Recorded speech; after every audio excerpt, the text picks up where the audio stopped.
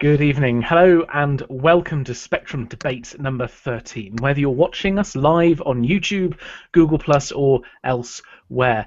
Tonight we're back to our usual show, debating a variety of topics chosen by our guests, whom we shall meet in just a moment. But as ever, of course, we want to hear your views, and we want you to send in questions and points to challenge each of our guests. And if you have one of those wonderful little odd questions you want to send in for us to challenge them, by all means do so as well. We always look forward to those. Don't forget you can take part by using our hashtag, which this week is SD13. Unlucky for some, I'm sure it's going to be lucky for us when you meet our panel, and I will of course do my best to put your questions to our guests and to let all of our viewers know what it is that you are thinking. If you're watching on Google Plus, you can also use the Applause app to tell us how much you agree or disagree with what is being said at any particular moment in time. So without further ado, let me introduce you to each of our guests, and they are all returning guests this week. Our first is Councillor Matthew Hulbert, who is a Liberal Democrat councillor in Leicestershire. Yes, there are still such things as Liberal Democrat councillors, and he is involved in many things, and he's going to be explaining one of those tonight, which is to do with his topic. Matthew, what's your topic? Yes, hello there, Gareth. Yes, there are still a few of us Lib Dem councillors around. Yes, my topic is today's the first day of LGBT History Month, and so I thought I'd reflect on, yes, we've come a long way on LGBT rights here in this country, but there are still issues we need to look at, and also internationally as well, of course. Thank you very much indeed. Our next guest is, who's already had his hair pre-seed on Twitter for the general public, it's Dylan Morris, who is hailing to us from Devon tonight. He is a law student and a gentleman of the Liberal Centre of Politics, and the particular section of the centre that he's on is changing all the time. But that's what makes Dylan so particularly interesting, as are, of course, those earphones. Good evening, Dylan. Thank you very much. These cost me £2. So, Blimey, that is impressive. They're worth the praise, believe me. Absolutely. What's your topic tonight? This evening I'll be talking about the prison system and the ways in which I think various parties are increasingly denying the rights of prisoners. Thank you very much indeed. Our next guest is also returning, the man who retains everyone's favourite Twitter handle, @AConfusedNinja. It's Ian Johnson. Good evening, Ian. Evening. What's your topic for us tonight? I'm going to be talking about something that David Cameron said, which was that there should be no form of communication that the government cannot intercept. And a lot of the problems that I see with that kind of approach and what he would actually need to make it happen. Thank you very much. And our final returning guest is Leon French, who is joining us from Yorkshire, who is a music student, if I recall correctly, certainly very good, and has been on a game show recently, which some of you may have seen. Hello, Leon. How are you? Hello, I'm all right, thank you very much. What's your topic tonight? Tonight I'll be talking about Russia beginning to flex its muscles and why we ought to take this seriously. Thank you very much indeed. Our first tweet of the night goes out to David Jeffrey, a former guest on this show and possibly never to appear again after this one, @David Jeffrey _. He says, "Dear Gareth Anderson, my granddad called and he wants his cardigan back." Well, thank you, David. Your granddad was very keen that I wear it, and he's taking me to dinner later, so there we are. Right, our first topic tonight is going to be introduced to you by Dylan. Over to you. Okay, so I was looking through the news earlier trying to find a topic because I actually forgot I was on the show until about 2 p.m. So I was looking through the news trying to find a topic that I could discuss, and something that has been in the back of my head for a very long time is the ban on books being taken to prison and things like that. And it was lifted today following a High Court ruling saying that it was not so great. And I think that it's a really small part of a larger movement to deny prisoners' rights. I mean, we've had this big vote in Parliament that prisoners shouldn't be able to vote. Europe says otherwise. I tend to agree with the European Union and the ECHR that it should be a complete right that you be able to vote whether you're in prison, whether you're not in prison. And I think that the move today, that the High Court ruling was in December, but I think that started a kind of pushing back of the tide against prisoners' rights. I just wonder what the panel thought about whether prisoners should have more rights, less rights, what they think prison's for. Personally, I think that it's much more of a rehabilitative thing whereas I think the Conservatives especially are making it more and more of a punitive system when actually it's not actually going to do any good to deny people such serious rights as voting. And it sounds odd, but I think that being able to read books as a cunning linguist, I think it's very important that we should be able to read books, whether you're in prison, whether you're not in prison. I think that's another really important right that was tried to be taken away by the Conservatives, and ultimately it was refuted by the High Court. I just wonder what the rest of the panel thought about that. Thank you very much. Leon? Well, I take kind of sort of the opposite view. My view on things like this, I was very much once with Dylan on these things not so long ago. I've gone terribly more authoritarian with this sort of line of thinking. As far as I'm concerned, you're giving me that face. As far as I'm concerned, if you've committed a crime, you've violated the rights of another person. I don't see why we ought to be so worried about the rights of criminals in one sense. Although I would agree with you that prison should be about rehabilitation as well as punishing. At the end of the day, if you do violate the rights of another person, I think you ought to be punished for that. It's true, isn't it, Dylan? I mean, this is the argument that people use in terms of prisoners' voting rights. People who are in prison, because of course it's those who have been convicted who lose the vote, they have broken the law of the land. Why on earth should they still be allowed to help make the law of the land? Because they're still people that are subject to the law of the land. And I think that saying that they've violated someone else's rights, and also, Leon, you said that it should be rehabilitative. I'm not sure how treating someone as something of a subhuman, a sub-citizen, is going to help them back into society at all. The whole point of rehabilitation, and in my view, the entire prison system, is to make someone a functioning member of society again. If they've broken the law, whether it be theft, murder, or smaller crimes, they can be rehabilitated. I think that looking beyond rehabilitation solely to punishment is just going to make them more and more embittered by a system they feel has failed them. A lot of people that commit theft, it may be theft by necessity, they may have to steal to actually survive. A lot of people have to do that. A lot of homeless people, they're considering that they've broken the law at the moment, things like that. People that have committed crimes that may not be as amoral as you're suggesting, they may have violated someone else's rights, I get that, but there are also kind of victimless crimes which can see you put in prison as well. Not as frequently anymore, but things like drug crime can be seen you put in prison now. Though we're moving to more of a less of a prison-based system for the drugs debate, I still think there are a lot of people who have violated no one's rights by taking softer drugs, and yet they're still in prison. And under the Conservatives, they can't read books they want to read, they can't vote, they can't do a lot of things. Just a quick point for you on that one, actually, Dylan, which has come in from one of our tweeters. Robert Winfield, at Robert Winfield 2, makes the point that prisoners should not have the right to vote. If you wish to retain the right to vote, commit no crime. Relevant to your last point is from David Jeffrey again. It wasn't a ban on books, it was a ban on sending books into prison. Parcels, absolutely. Most prisons have libraries.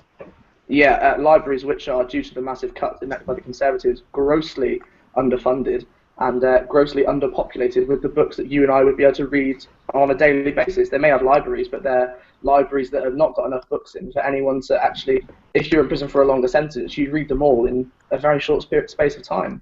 I don't think we should be able to send in books like the Anarchist Cookbook, things like that. Obviously shouldn't be allowed in prison, there's no doubt about that. But books that you and I could pick off a bookshelf any day of our lives and read, prisoners aren't allowed to do that, and I think that's a really massive infringement on their rights. Thank you. Who'd like to come in on this one now? I'll have a go a little bit. There is a thought that sort of, if you're trying to, it's, as you say, it's not banning all books in prison, but it is banning people sending in books. But what you're denying them is the right to different thoughts that are outside of what's contained in the prison library. And if rehabilitation is anything, then rehabilitation is about their thoughts and their abilities to express themselves correctly. In terms of voting, I find it hard to. It's one of those things where it's very hard to defend the rights of people you don't like. And I think you should, because that's the more important thing, to defend the rights of people that you don't like. And I think that people who are... We see this a lot in our society at the moment, where people talk about being offended by people, or they just don't like people, and they see it as a we seem to take it as we can strip people of their rights just because we don't agree with them or they've done something nasty. But we then get into a puritanical kind of society where it gets narrower and narrower the people who have rights. And so by protecting the rights of prisoners, we're also, by association, protecting everybody's rights in the long run. Thank you. Matthew, you're a Liberal Democrat. I am. Liberal. Now, I'm assuming, therefore, you're going to be agreeing with Dylan and Ian. Well, I mean, I think I fall somewhere between Dylan and Leon, to be honest, because, I mean, I think ultimately, you know, prison has to be, it is about punishment, but of course it should be about rehabilitation as well, the stick and the carrot.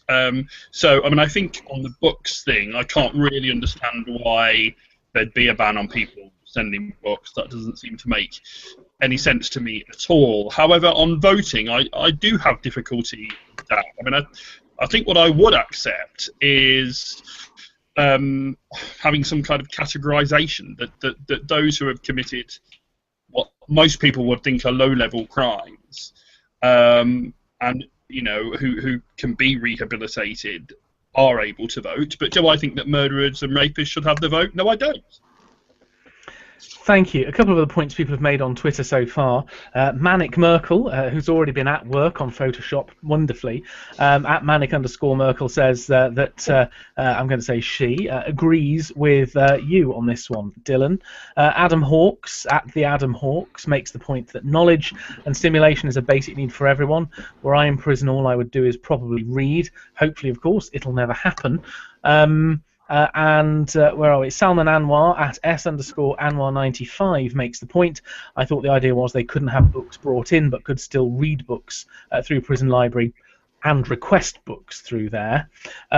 So there is a bit of a challenge on here. I've got a question, and then I'll come back after I've put this down. I'm going to come back to you, Leon, if that's okay. I've got a question really for Ian and Dylan. Obviously, you know, we were talking about the rights of prisoners, and surely, at which point is it the natural extension of what you're saying that it really is against their right to liberty that we're locking them up in the first place? So if either of you want to try that one. Yeah, sure, I will have to go. I'm not going to say that prison should completely be devoid of any punitive measures. Of course, there must be an element of punishment there, because that's part of the carrot and the stick argument that Matt already made. But I do think that there needs to be a really fine balance when it comes to the fact that we're denying prisoners the right to vote, the right to have books sent into them by a parcel, things like that, the punishment element has gone too far. I'm not saying we should bring back the entire punishment element of prison, because it is historically something that's been proven to work. But I do think that at the moment it's something that we're not seeing it as a deterrent. We're not seeing any fall in reoffending rates. We're actually seeing an increase in reoffending rates. That's obviously saying that our system is broken and needs fixing. Ian? I would actually say that when you start fully dehumanizing people, so we have to do, as Dylan says, we have to take some things away, but you keep stripping more and more of what they can do away from them. So, you know, prevent them from doing, you know, reading books that they've requested potentially, that if the books can't get into them by some means, then we keep dehumanizing them. They will live down to your expectations of society later on. People will... there's been a study just in businesses about managers label people within the first 3 weeks as successes or failures. The people the managers label as successes tend to do better. And it's because of the way they treat people differently that actually causes differences in behavior. So the less we can't rehabilitate people unless we are actually starting to bring them back into society and treating them as normal people. If we dehumanize them so much that when we release them back out into society, they don't have a place, and they don't know how to function in society anymore, then they're going to fall back into the pattern of crime, because that's the only thing that they know. Thank you very much. I'm going to come to you in a sec, Leon. Just a couple of the tweets that we've had so far. Joe Pattinson at Joe_Pattinson has it's about books that are being sent in. Like anything else, they are checked anyway, so it's senseless. Cameron S, former guest from last week, Cameron_surname. Oh my God, I think I actually agree with Councillor Hulbert, and he's a bit shocked by that one. Loose at Lucy Fowle. Prison should be just as much about rehabilitation as it is punishment. Books should be accessible to everyone regardless.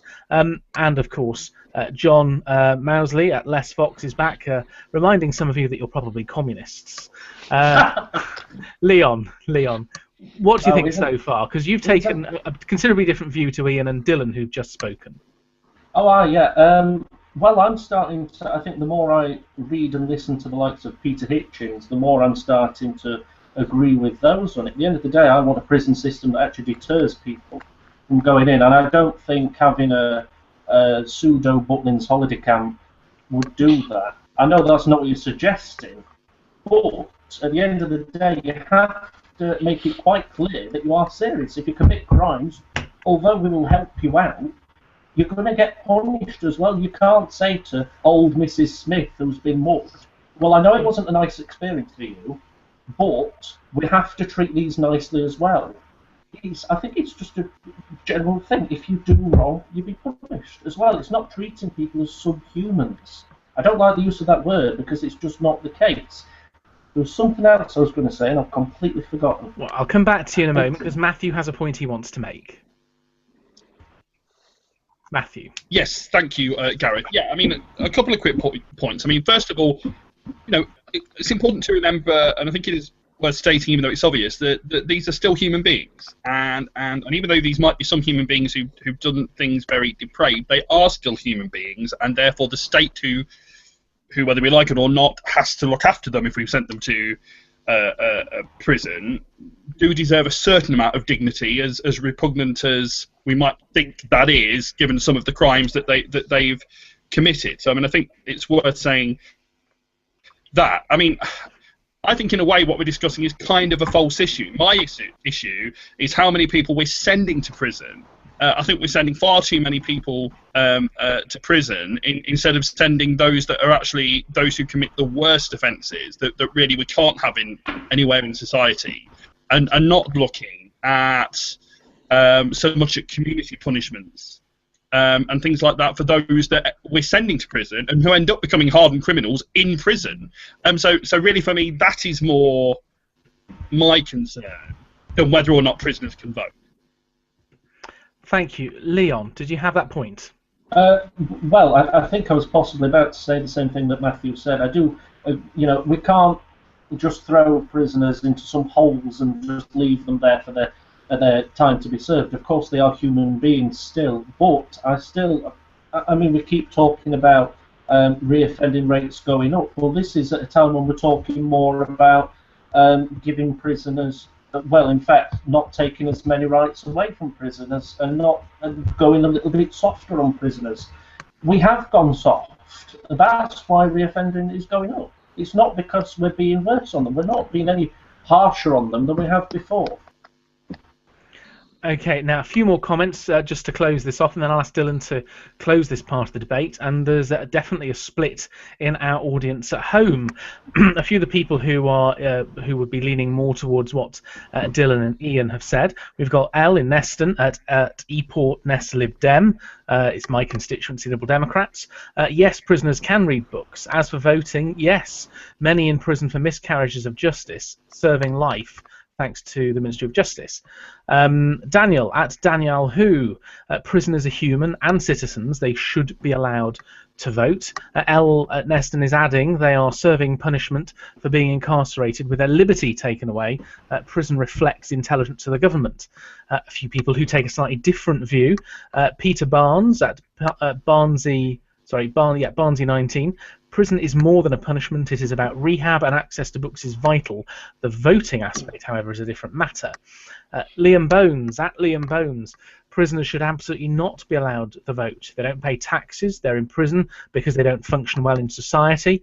16-year-olds don't get the vote, so why should people who don't want a place in society even get it?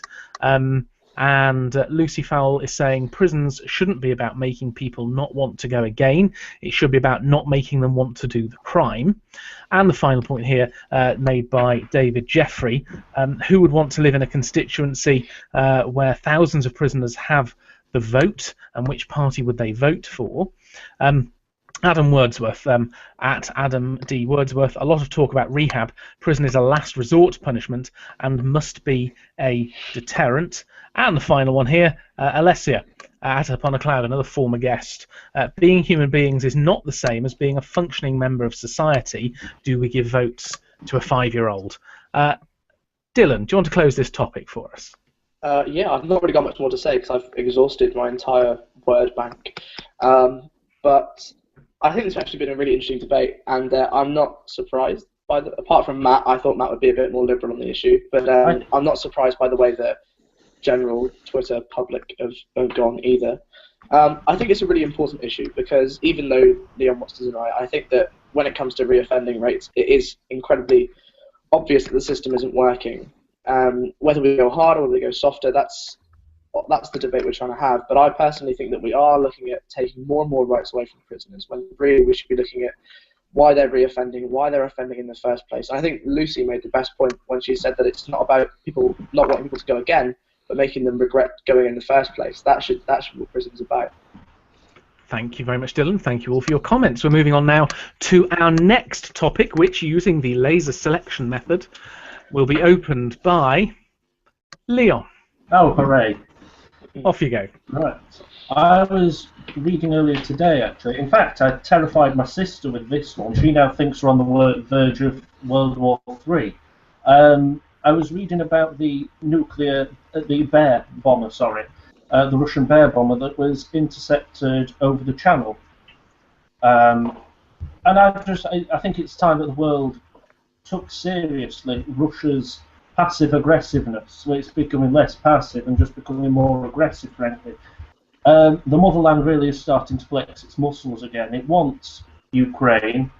I think, personally, Putin, being the former KGB thug that he is, I think he just wants to recreate some sort of either Russian Union or not quite Soviet Union or anything like that.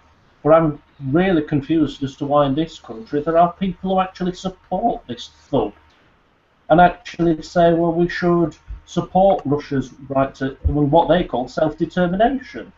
I remember over the Crimea they were saying, well, we don't want to go too harsh on the world, things like that. They're not too bad in doing that. That's not too bad.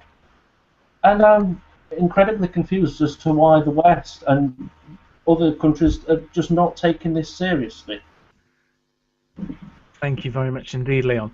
Are we not taking Russia seriously? We've had the issues with the Ukraine. We've had Russia in Georgia, of course, in the region of South Ossetia and Abkhazia, not to mention Dagestan and around there, and Russia's attitude towards taking action against Syria and various other countries in recent years.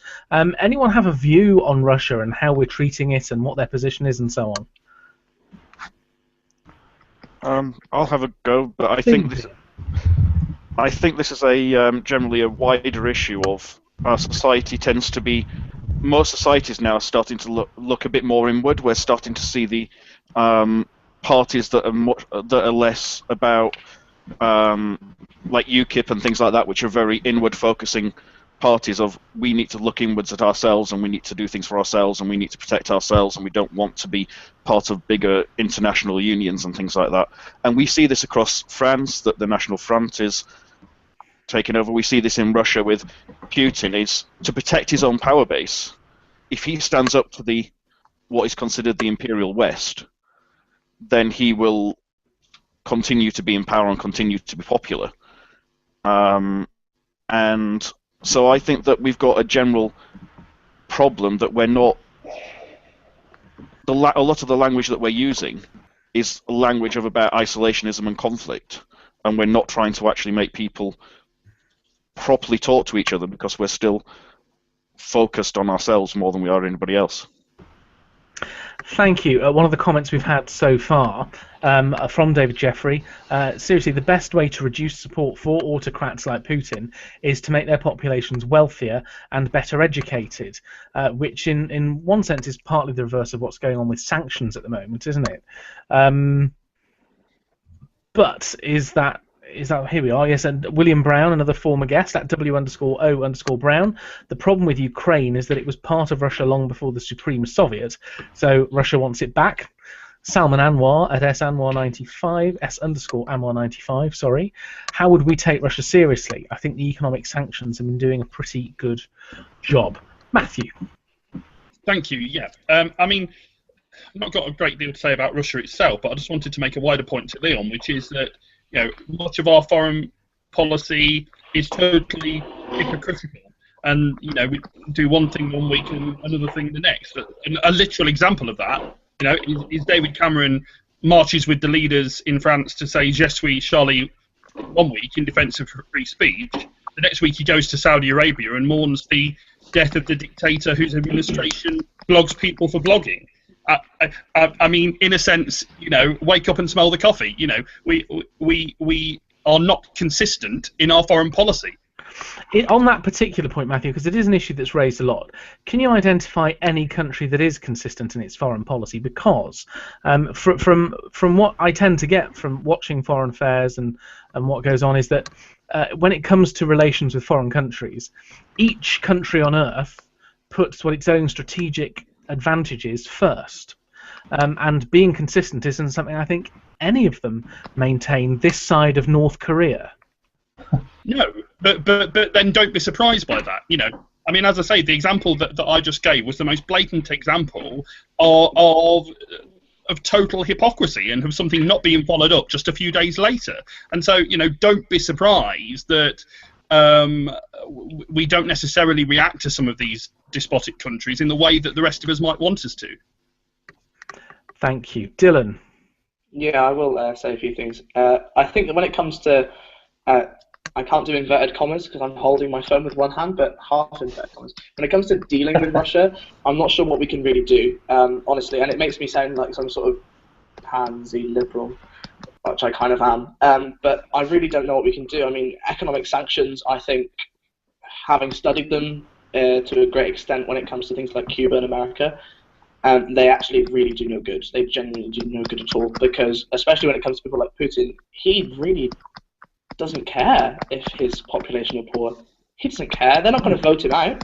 They're going to be no responsibility here for him. I mean, he can say, and even if it does make it unpopular, all he can do is, oh, it's the West, blame the West. That's what he always does. He'll blame it on us. Economic sanctions are not the way to go. I think they're economically illiberal. Even though I'm becoming more and more economically illiberal every day, I think that they are the utmost of economic illiberalism. I think that they're definitely not the way to go. Looking at other things we can actually do, I mean, I'll open the floor because I really genuinely don't know what we can do apart from condemn him on the world stage, which, let's face it, again, is completely worthless. Well, isn't this the problem, Dylan? In international relations these days, rather than going to war, we have words and we have economic sanctions, and we don't have anything else. And in the absence of anything else, is it enough for us to say, we find what you do and say morally objectionable, but we're not going to do anything about it? I mean, is that really it's not enough, and it doesn't work, and neither do economic sanctions. Diplomacy, when it comes to countries that have maybe elected rulers that might be stepping out of line internationally, maybe then diplomacy works. When it comes to when we have a bargaining chip, then maybe it would work, diplomacy. But with Russia, we haven't got a bargaining chip. There's nothing we can really do. Economic sanctions as well. There's nothing we can really do. They don't benefit that much from our trade. And even if they did, he would Putin, if his population got poorer, he would still be as rich as he wants to be. Sorry to bang on about this point, but it's an interesting one that you're making, and it does sort of, because it flies in the face of everything that the democratic world has tried to do since the end of the Cold War. I think it's worth exploring it. Wouldn't it be arguable actually economic sanctions are having quite an effect on Russia?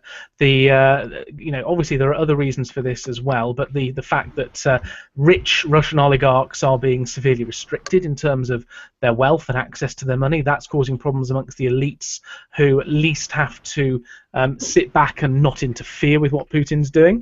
They're being targeted. The fact that Russian supermarkets are now often struggling for food is causing a problem.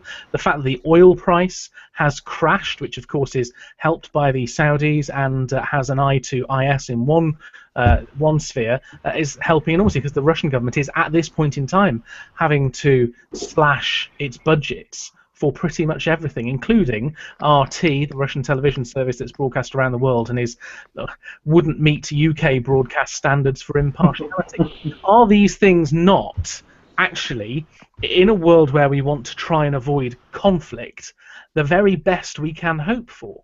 And actually, they are having an effect. But the thing is, sorry, I've got a bit of frog in my throat. It's not the oligarchs that are destroying LGBT rights, and it's not the supermarkets that are invading the Ukraine. It's Vladimir Putin, and he's not changing his ways, and he's not changing his behaviour. If we want to say that they're being successful, we can't look at what the effects are on prices in supermarkets or the budget for Russia today. We've got to look at whether Vladimir Putin is looking, if he's going to actually lift off any of the destructive social policies he's enacting, and any of the destructive international foreign policies that he's enacting, and he's not. He's not actually doing anything. Economic sanctions have failed. Diplomacy has failed. I'm not sure where to go from here. But when it comes to saying that it's what we've been doing since the Second World War, we have, and it has been to some degree successful. It helped end apartheid in South Africa, didn't it? With reasonable countries that see reason, and countries with which we have some sort of bargaining chip. With Russia, they have an unreasonable leader, and we have no bargaining chip. There's nothing we can do against Russia, I don't think. Two final points I want to put to you, and I'm sorry I'm pushing this to you so much, but you're making a very strong point, and it's worth coming back. David Jeffrey makes the point, as well as the South African point I've just made, economic sanctions brought Iran to the negotiating table over nuclear issues. Saying they don't work isn't true, they just don't work quickly. And Salman Anwar points out, when economic sanctions affect the price of iPhones, I doubt the public are going to be pleased. Now, he says that half-jokingly, but it matters, doesn't it? Do you mean the British public won't be pleased when the price of iPhones increase? No, the Russian public. The Russian public? Oh, okay. I don't think that's their main concern at the moment, with respect. I don't think they really... How about the Iranian issue? I mean, that is a strong point. They don't work immediately. It takes time. Yeah, I do get that. That is a strong point. But then I think that comes back to the very root of the question, which is what can we do against Russia? If we're saying that economic sanctions take a long time, we wait for them to work. That's your answer. Thank you very much, Dylan. You put up with a lot of a barrage there. Very grateful. Jesus Christ. You better be joining the debating society or doing some moots, because that will stand you in good stead. Does anyone else want to add anything to this before I ask Leon to close? Okay, Leon, I think the floor is yours. Well, that was a nice, quick topic. I suppose I agree with bits of what everybody said. I agree with the inconsistencies that Matthew talked about. I thought it was embarrassing, to be honest.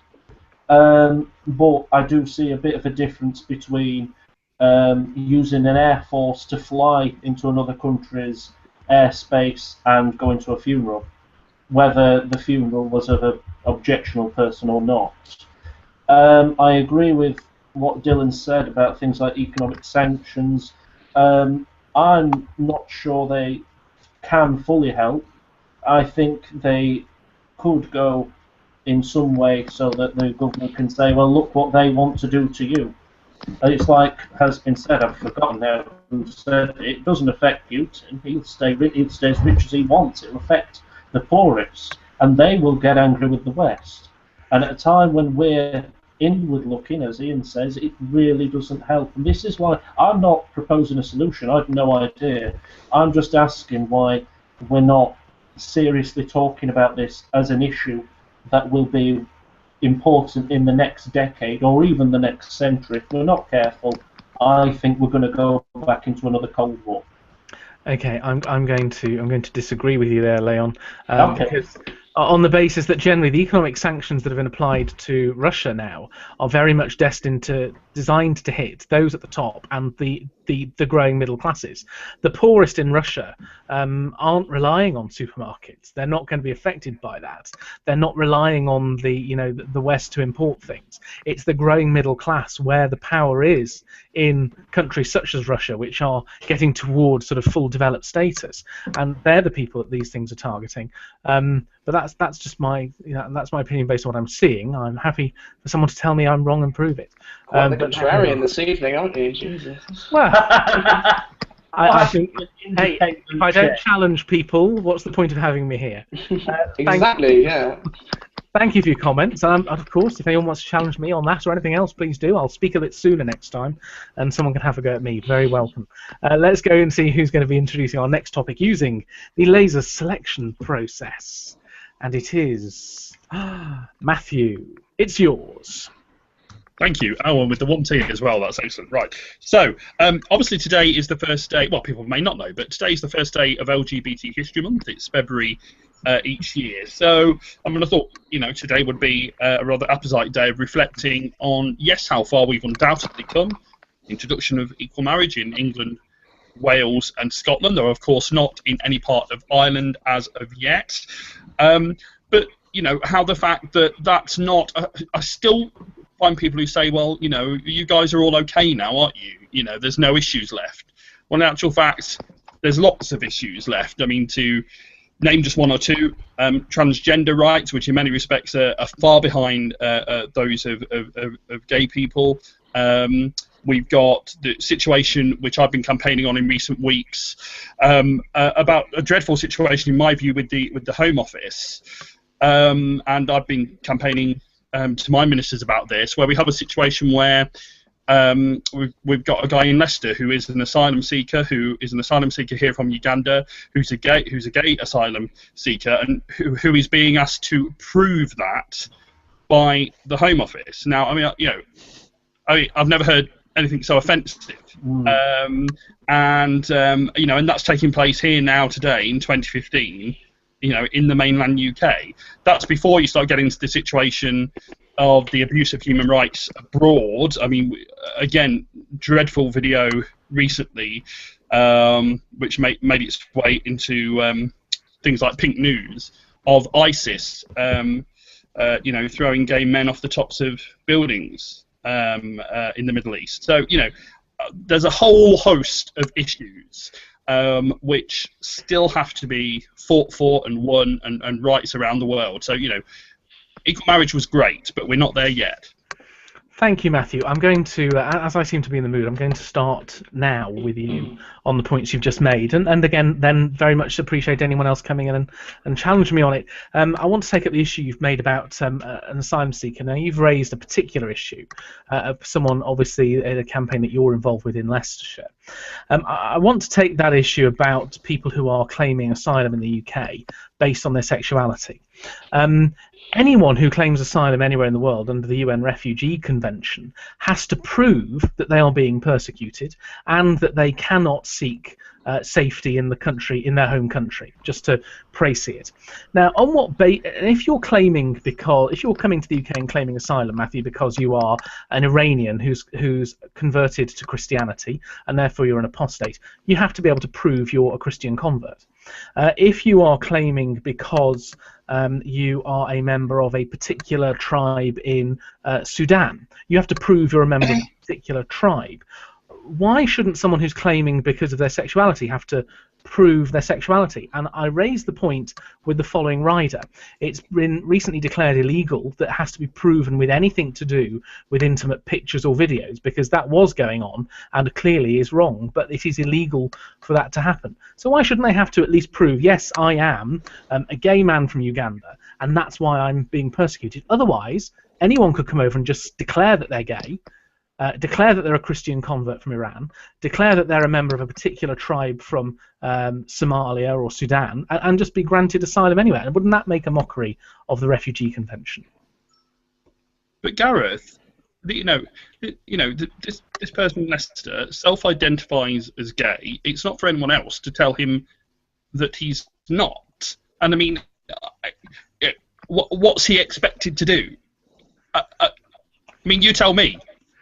Well, certainly. Well, I can't tell you in detail. I can tell you some ideas on the basis that well, no, hold your horses, Matthew. Hold your horses. There's a barrister who you'll find online, works for Number 5 Chambers, who's an expert in immigration law. He's produced a kit for the Home Office, which is based on looking at difference and harm and various other things to do with being someone from the LGBT community in a country where it's likely to lead to your persecution.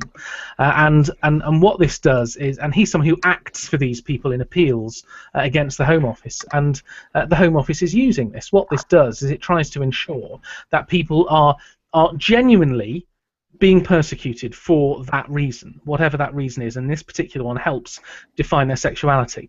They are not allowed, and the Home Office isn't allowed to accept proof that would be intimate photos or videos, for example. It's asking them about their background and their beliefs and their thoughts and their feelings. Why shouldn't someone just be asked that in order to be given the on the same basis of anyone else having to prove that they belong to a particular tribe or ethnic group or religion?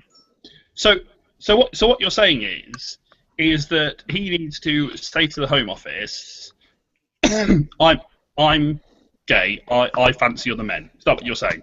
That's it. Yes. No. You're reducing it to the ridiculous.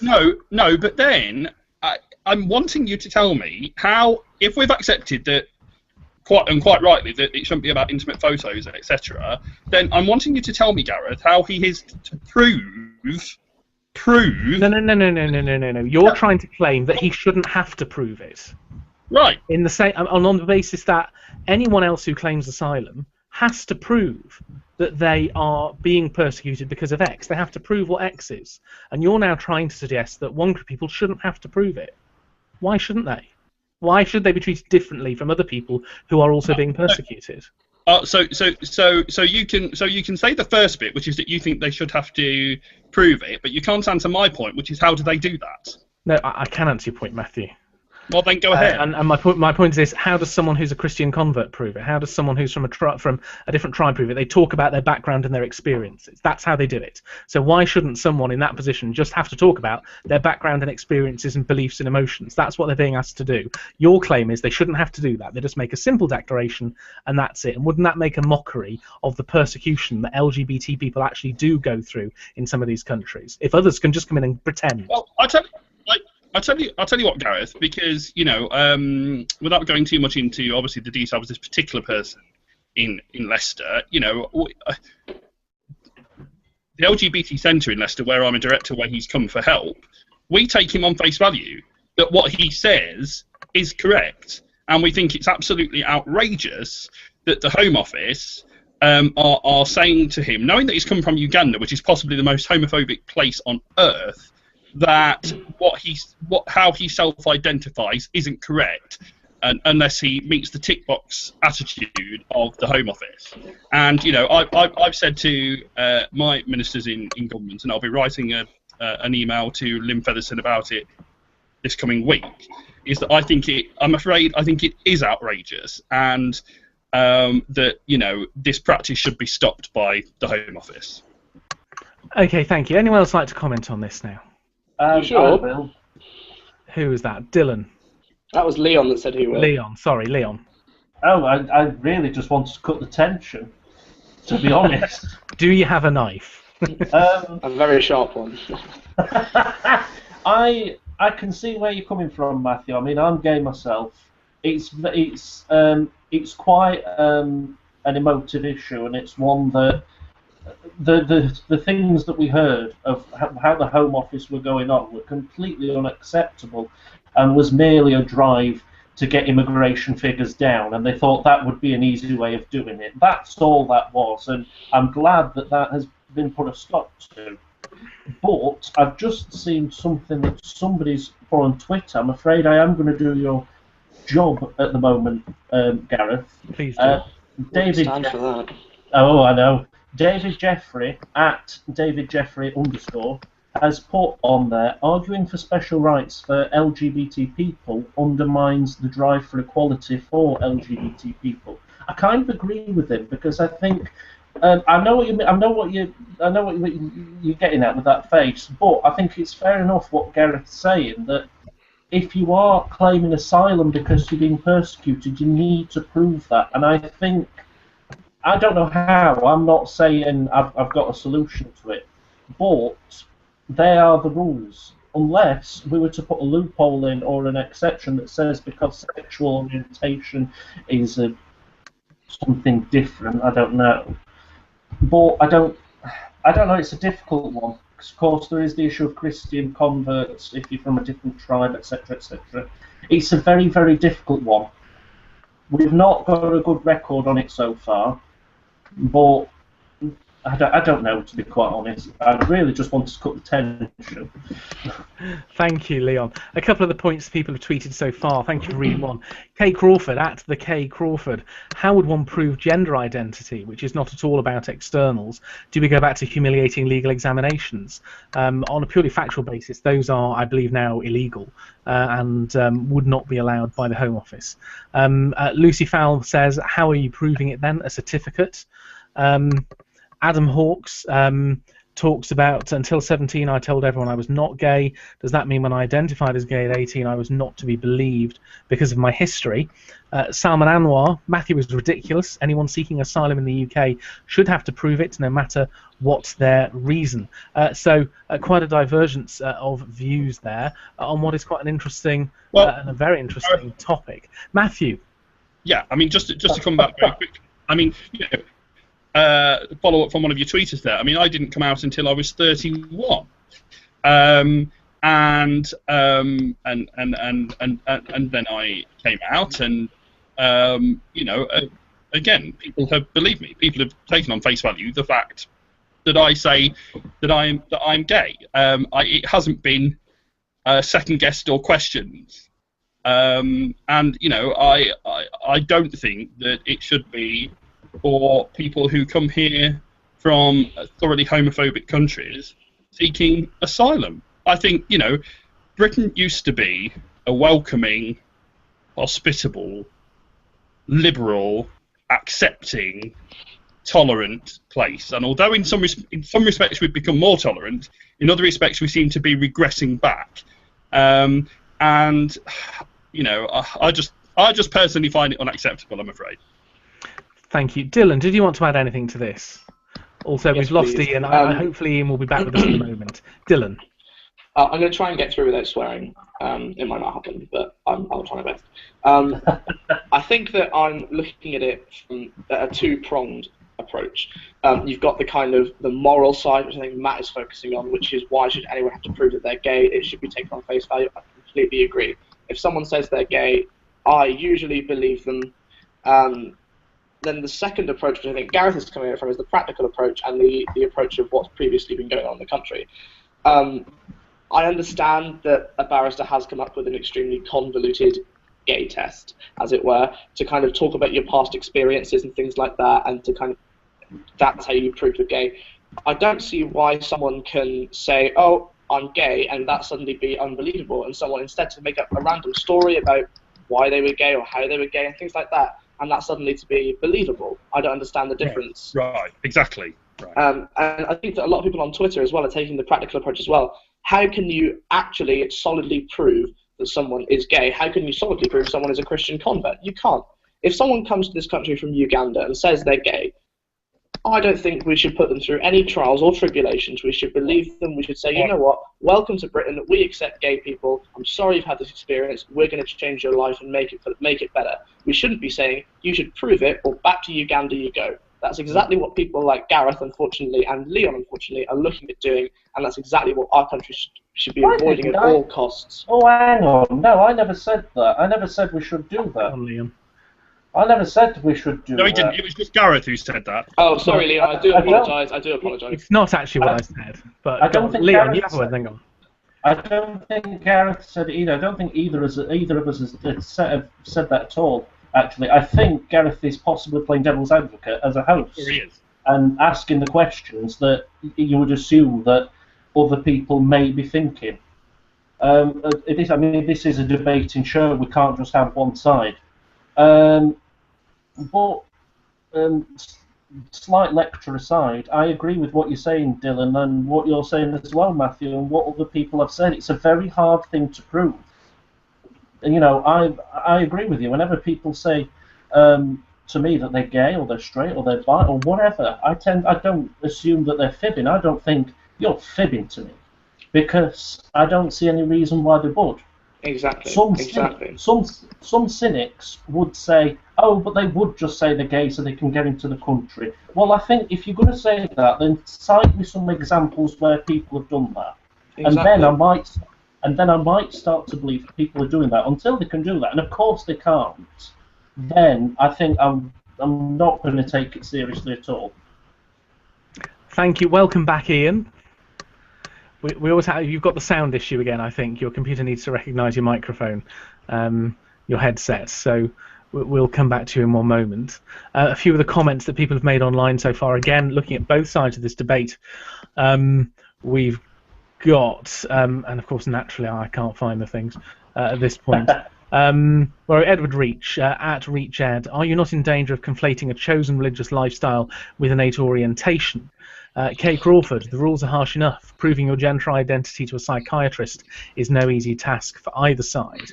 At Lucy Fowle again, point of information, I've just asked an immigration judge, and they said, like in a straight relationship, you would have, and I've lost the second part here, you would have, which is, you would have, yeah, sorry, excuse me, I'm reading these things really rather badly all of a sudden, which isn't very good. Yes, so, Ian, did you want to make a point? We're still talking about the immigration and and generally LGBT rights globally. Can you hear me, by the way? Yes, we can. Yeah. That's good. I was going to. One thing I was going to say was that to be persecuted even for LGBT issues, you don't necessarily need to be LGBT yourself. You just sometimes even you just need to be effeminate for people to consider that you're gay and to abuse you for being gay, and so. I think that you have to be able to prove that persecution is existing. You don't have to be able to prove that you are gay or anything like that. I think you have to prove you have to be able to prove the persecution, not the fact that what you're being persecuted for is true or not. Okay, there's certainly an element of legal truth in that, but it depends precisely on what the person is claiming. Because people at the point you make is, of course, people can be persecuted for being gay, even if they're not. People can be persecuted for being a particular religion or tribe, even if they're not. And in that case, it is purely the existence of persecution that's at stake. Yes. Anyone else want to add anything to this before we move on to our final topic? Well, just to add on to that, that's why asking people to prove the sexual orientation or gender identity is stupid, because you don't have to be that. Thank you. Matthew, to close. Thank you. Yeah, I mean, I appreciate, Gareth, and apologies. I appreciate that you were playing devil's advocate, which is your role, but you were doing it so well that it got me a bit angry. My pleasure. Yeah. So, I mean, you know, I think you probably would admit in your heart of hearts that it's pretty darn illiberal and pretty darn indefensible to ask gay people to prove their sexuality to give them asylum. I think it goes totally against British values and what we should stand for. And I'll certainly be calling for as long as my party is in government, which might not be all that much longer, or might be for many years to come. I shall be asking Lib Dem ministers to speak to Theresa May, who I think, you know, is the kind of epitome of illiberal policy in human form, to stop this ridiculous and frankly rather offensive practice. Thank you very much indeed. And our final topic, chosen by the laser display system, is Ian. After you, sir. So, in the wake of the Charlie Hebdo attack, David Cameron said, in extremis, it has been possible to read someone's letter, to listen to someone's call, to listen on their mobile communications. The question remains, are we going to allow a means of communication where it is not possible to do that?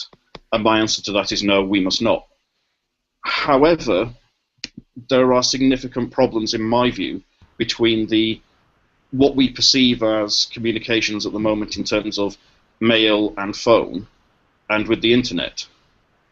The simple fact is that the internet, as it stands, is not a secure place.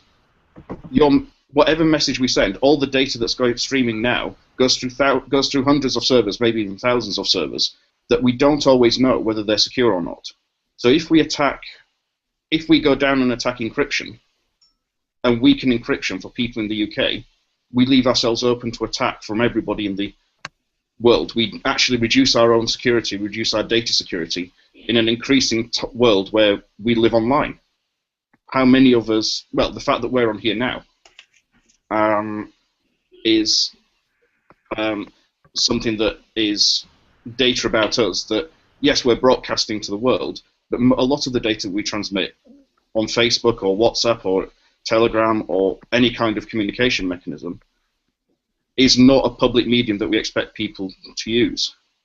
And the thing that, as a software developer, I know that there are thousands of ways around every single one of these procedures. You've got the Great Firewall of China, which is what Cameron would be thinking about putting in place with deep packet inspection and things like that.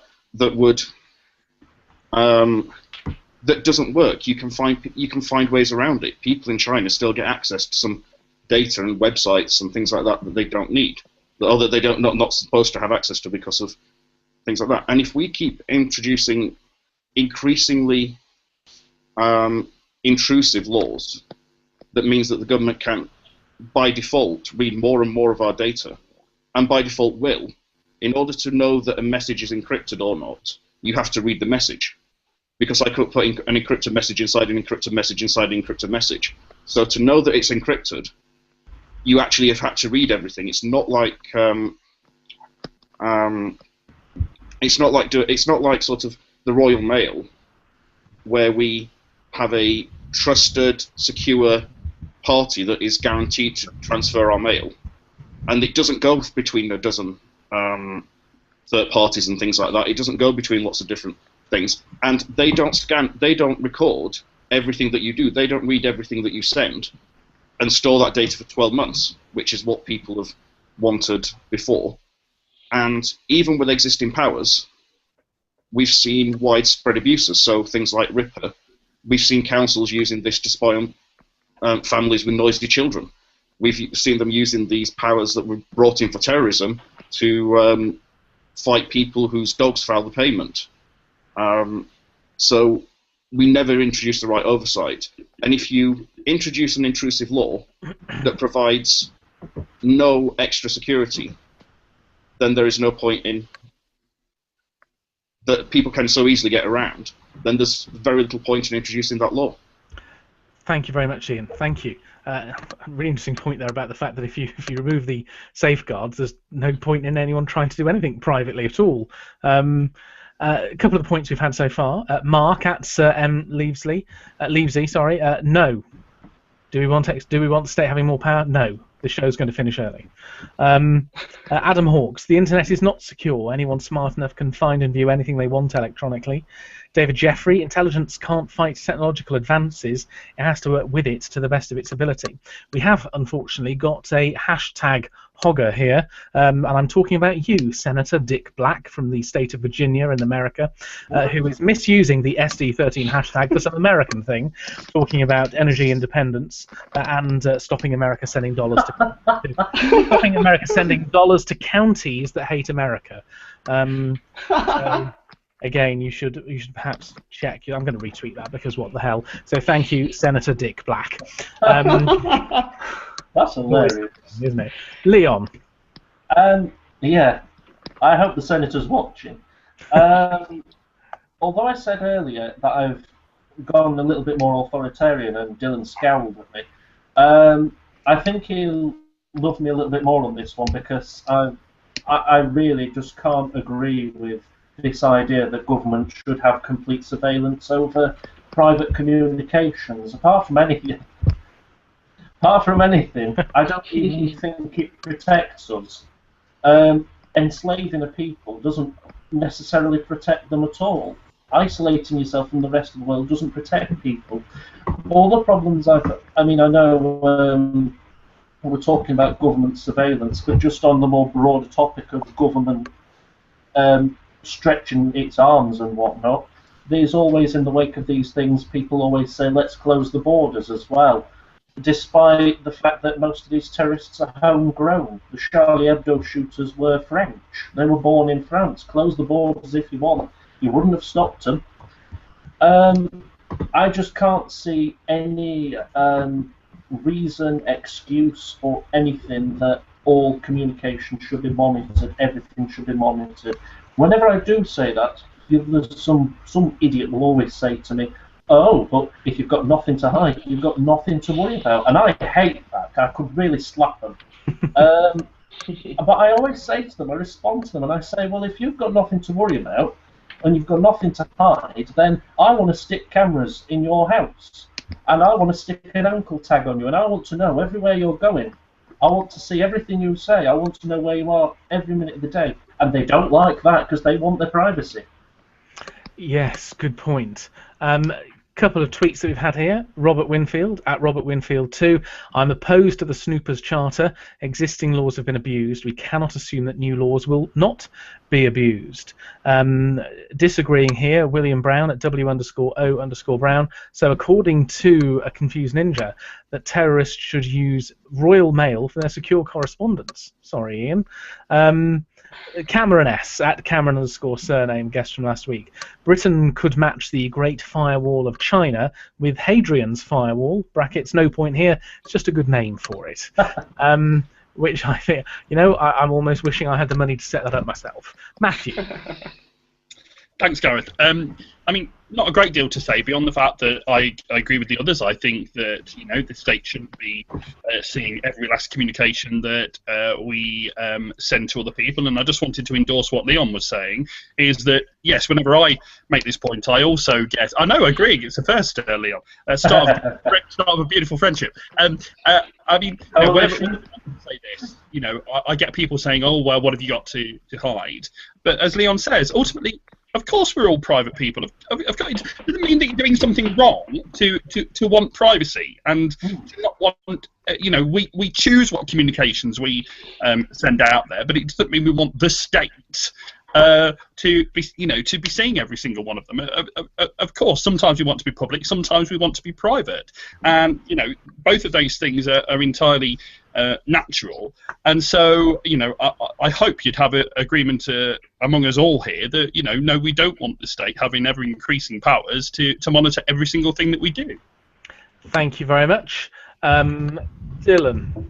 Yeah, I think the show's going to be cut really short because I agree with them all, which is a first because I'm usually really, really unpopular with my opinions.